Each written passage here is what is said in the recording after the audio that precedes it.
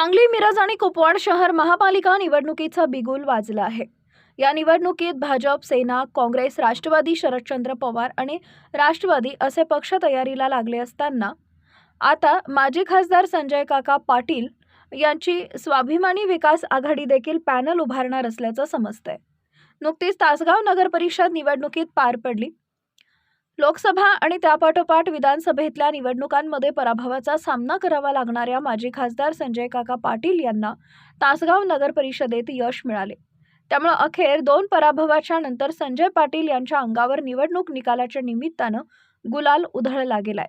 येथील नगरपालिकेतील आर आबांचे सुपुत्र आमदार रोहित पाटील यांचा आघाडीचा पराभव झालाय। ज्या भाजपनं त्यांना नाकारलं त्याच भाजपचे डिपॉझिट जप्त करण्याची किमया संजय काका यांनी केली आहे। आता तासगावचा गड जिंकून काकांनी सांगलीकडे कूच केली आहे। सांगली, मिरज आणि कुपवाड शहर महानगरपालिकेच्या निवडणुकीत भाजप सेना एकत्र आली आहे। मात्र राष्ट्रवादीबाबत एकमत झालेलं नाहीये। दुसरीकडे काँग्रेस आणि राष्ट्रवादी शरदचंद्र पवार पक्षाची आघाडी झाली असल्याचं खासदार विशाल पाटील, आमदार विश्वजित कदम आणि आमदार जयंत पाटील यांनी एकत्र पत्रकार बैठक घेऊन जाहीर केलंय।